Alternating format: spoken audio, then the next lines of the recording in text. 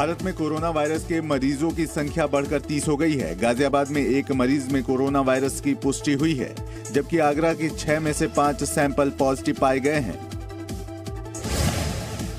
स्वास्थ्य मंत्री डॉक्टर हर्षवर्धन ने कहा कि कोरोना से बचने की तैयारी 17 जनवरी से ही शुरू हो गई थी। उन्होंने कहा कि सरकार कोविड-19 को भारत में फैलने से रोकने के लिए सभी आवश्यक कदम उठा रही है। कोरोना वायरस से निपटने के लिए केंद्र सरकार ने सख्त ट्रैवल एडवाइजरी जारी की है। अब इटली और दक्षिण कोरिया से आने वाले लोगों को अब कोरोना वायरस से संक्रमित नहीं होने का सर्टिफिकेट दिखाना अनिवार्य होगा। कोरोना को देखते हुए 31 मार्च तक दिल्ली सरकार ने सभी प्राइमरी स्कूल बंद किए हैं। केंद्रीय विद्यालय ने भी 31 मार्च तक प्राइमरी कक्षाएं बंद कर दी हैं। गाजियाबाद के राजनगर एक्सटेंशन में रहने वाले एक व्यक्ति में भी कोरोना होने की पुष्टि हुई है। वह 23 फरवरी को ईरान से वापस लौटा था। उसे इलाज के लिए दिल्ली के राम मनोहर लोहिया अस्पताल में भर्ती कराया गया है। वृंदावन स्थित इस्कॉन मंदिर प्रशासन ने विदेशी नागरिकों से निवेदन किया है कि वो 2 महीने तक मंदिर की यात्रा पर न आए। अगर उन्हें आना भी है तो कोरोना वायरस नहीं होने का मेडिकल सर्टिफिकेट साथ लेकर आए। कोरोना वायरस के बढ़ते असर को देखते हुए प्रधानमंत्री नरेंद्र मोदी ने बेल्जियम दौरा टाल दिया है। पीएम मोदी को भारत यूरोपियन यूनियन सम्मेलन में हिस्सा लेने के लिए ब्रसेल्स जाना था।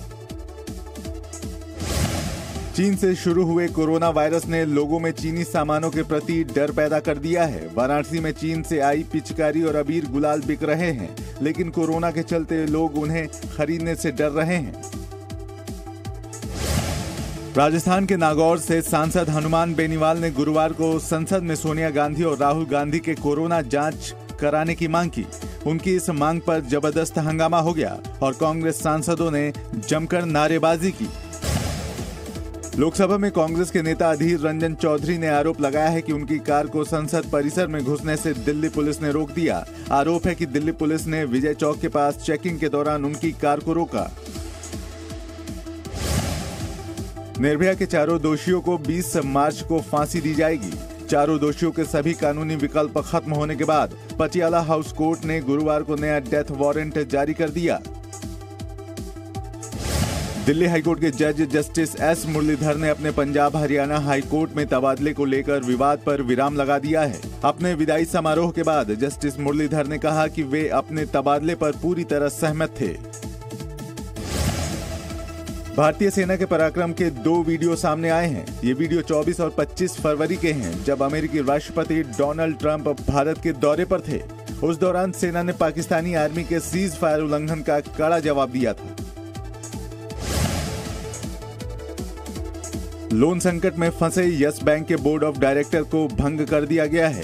एसबीआई के सीएफओ प्रशांत कुमार को यस बैंक का नया प्रशासक बनाया गया है। आरबीआई ने 1 महीने तक बैंक से अधिकतम 50,000 रुपए निकालने की शर्त भी लगा दी है। दिल्ली में दंगा भड़काने और अंकित शर्मा की हत्या के आरोपी ताहिर हुसैन को पुलिस ने गिरफ्तार कर लिया है। 6 दिन से फरार ताहिर हुसैन दिल्ली की कोर्ट में सरेंडर करना चाहता था, लेकिन अदालत ने इनकार कर दिया। दिल्ली दंगों की जांच कर रही एसआईटी ने ताहिर हुसैन से पूछताछ के लिए 15 सवालों की लिस्ट तैयार की है। पुलिस उससे पूछेगी कि दंगों के दौरान वे कहां थे, उनके घर पर दंगों का इतना सामान कैसे पहुंचा। दिल्ली दंगों का एक और वीडियो सामने आया है। ये वीडियो 25 फरवरी का है, जिसमें देखा जा सकता है कि एक शख्स ने हेलमेट पहना हुआ है और वो मौजपुर के पास विजय पार्क इलाके में गोली चला रहा है। दिल्ली दंगों में अब तक 654 केस दर्ज हुए हैं। आर्म्स एक्ट में 47 केस दर्ज किए गए हैं। 1820 लोगों को हिरासत में लिया गया है। दिल्ली दंगों में सरेआम गोलियां चलाने और पुलिस कर्मी पर पिस्टल तान देने वाले शाहरुख पठान की कार दिल्ली पुलिस ने जब्त कर ली है। आरोपी शाहरुख को पुलिस टीम पहले ही शामली से अरेस्ट कर चुकी है।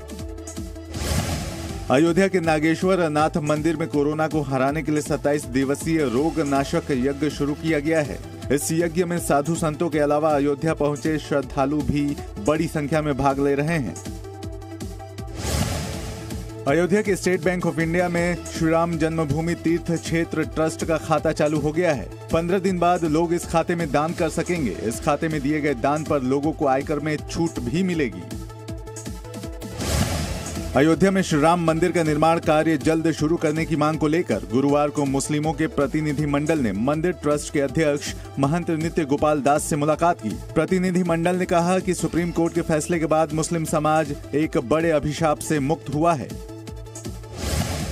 अनुच्छेद 370 हटने के 7 महीने बाद जम्मू कश्मीर में इंटरनेट सेवा बहाल कर दी गई है। मोबाइल सेवाओं के लिए इंटरनेट की सुविधा अभी भी 2G पर रखी गई है। इसके बावजूद लोगों ने सरकार के इस कदम का स्वागत किया है। पश्चिम बंगाल में अगले साल होने वाले विधानसभा चुनावों को लेकर बीजेपी ने प्लान तैयार कर लिया है। केंद्रीय गृह मंत्री इस साल अप्रैल से लेकर अक्टूबर तक हर महीने 3-3 दिन कोलकाता में गुजारकर पार्टी को मजबूत करेंगे। कांग्रेस नेता हार्दिक पटेल की अग्रिम जमानत याचिका पर सुप्रीम कोर्ट आज सुनवाई करेगा। पिछली सुनवाई में कोर्ट ने गुजरात सरकार को फटकार लगाते हुए पटेल की याचिका पर जवाब मांगा था। दिल्ली के सेंट स्टीफन कॉलेज की दाखिला प्रक्रिया पर सुप्रीम कोर्ट आज सुनवाई करेगा। कॉलेज के 3 प्रोफेसरों ने याचिका दायर कर दाखिला साक्षात्कार समिति में सुप्रीम काउंसिल के ईसाई सदस्यों को शामिल किए जाने पर आपत्ति जताई है। विवादित सोशल एक्टिविस्ट हर्ष मंदर के विवादित भाषण पर सुप्रीम कोर्ट आज सुनवाई कर सकता है। दिल्ली पुलिस ने सुप्रीम कोर्ट में अर्जी देकर हर्ष मंदर के खिलाफ अवमानना की कार्रवाई करने की मांग की है। एक बार फिर से औली, बद्रीनाथ और हेमकुंड साहिब में बर्फबारी हुई है। औली में बर्फबारी होने से तापमान में गिरावट आई है, वहीं स्कीयर्स इस बर्फबारी का मजा ले रहे हैं। सहारनपुर के अभिषेक अरोड़ा ने लगातार 24 घंटे 10 मिनट तक सूर्य नमस्कार करके लिम्का बुक ऑफ रिकॉर्ड में अपना नाम दर्ज कराया है। अभिषेक ने बुधवार शाम 6 बजे से सूर्य नमस्कार शुरू किया और गुरुवार शाम 6:10 तक लगातार 5469 बार सूर्य नमस्कार किया। बिहार के पश्चिम चंपारण में गुरुवार को फूलों से होली खेली गई। प्रजापति ब्रह्म कुमारी ईश्वरीय विश्वविद्यालय की ओर से आयोजित इस होली में बहनों ने रंग गुलाल के बजाय फूल फेंक कर होली का त्योहार मनाया। बिहार के भागलपुर में खाटू श्याम मंदिर की ओर से निशान शोभा यात्रा निकाली गई। मारवाड़ी समाज की ओर से निकाली गई इस यात्रा में महिलाएं नाचती गाती और फूलों की होली खेलती नजर आईं। बंगलुरु एक बार फिर महंगी शाही शादी का गवाह बना। प्रदेश के मंत्री बी श्री रामुलु की बेटी रक्षिता की शादी में करीब 1 लाख लोग शामिल हुए। शादी में करीब 500 करोड़ रुपए खर्च होने का अनुमान जताया जा रहा है। बाबा विश्वनाथ की नगरी काशी में रंग भरी एकादशी का पर्व धूमधाम से मनाया गया। भक्तों ने न केवल बाबा की पालकी निकाली बल्कि अबीर गुलाल उड़ाकर होली भी खेली। बरसाने में होली मनाए जाने के बाद गोपियां नंदगांव पहुंची और कृष्ण रूप होलियारों पर जमकर लाठियां बरसाई। इस दौरान जमकर अबीर गुलाल उड़ाकर होली मनाई गई। महाराष्ट्र सरकार का बजट आज विधानसभा में पेश किया जाएगा। वित्त मंत्री अजित पवार आज बजट पेश करेंगे। इससे एक दिन पहले उन्होंने आर्थिक सर्वे पेश किया था। महाराष्ट्र सरकार के आर्थिक सर्वे में राज्य पर कुल 4,71,642 करोड़ रुपए का कर्ज दिखाया गया है। ये कर्ज पिछले वित्त वर्ष के मुकाबले 57,000 करोड़ रुपए ज्यादा है।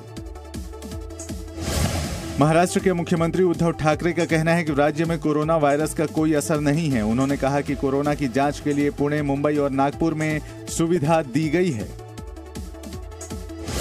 महाराष्ट्र में कोरोना वायरस की जानकारी के लिए सरकार की ओर से 020-261-273-940 हेल्पलाइन शुरू की गई है। इसके साथ ही 36 जिलों में 360 आइसोलेशन बेड की व्यवस्था की गई है। कोरोना प्रभावित देशों से लौटे लोगों को बीएमसी ट्रैक करने में जुटी है। सीएए विरोध के नाम पर 19 दिसंबर को लखनऊ में हिंसा करने वाले 57 आरोपियों की तस्वीरें चौराहों पर चस्पा दी गई हैं। सूची में एसआर दारापुरी, सदफ जाफर, मौलाना सैब अब्बास का नाम भी शामिल है। आरोपियों को 1,55,00,000 रुपए का रिकवरी नोटिस दिया गया है। कोरोना वायरस के डर ने टूर एंड ट्रैवल बिजनेस को भी अपनी गिरफ्त में ले लिया है। कोरोना के डर से रांची से विदेश जाने वाले कई हजार लोगों ने अपनी यात्रा रद्द कर दी है। इससे टूरिज्म इंडस्ट्री को भारी घाटे की चिंता सताने लगी है। देश विदेश में प्रसिद्धि पा चुकी गुलाबी गैंग की कमांडर संपत पाल गुरुवार को अपनी ही साथी महिलाओं के आक्रोश का शिकार हो गईं। चित्रकूट में प्रदर्शन करने पहुंची संपत पाल के साथ सहकर्मी महिलाओं ने पिटाई कर दी। महिलाओं का आरोप था कि 500 रुपए का लालच देकर धरना प्रदर्शन में ले जाती है, लेकिन कुछ को पैसा देती है और कुछ को नहीं। जेल में होने के बावजूद आजम खान के तेवर कम नहीं हुए हैं। आजम ने आरोप लगाया कि मीडिया ने देश को नरक बना दिया है। आजम खान बेटे के 2 बर्थ सर्टिफिकेट के मामले में जेल में हैं।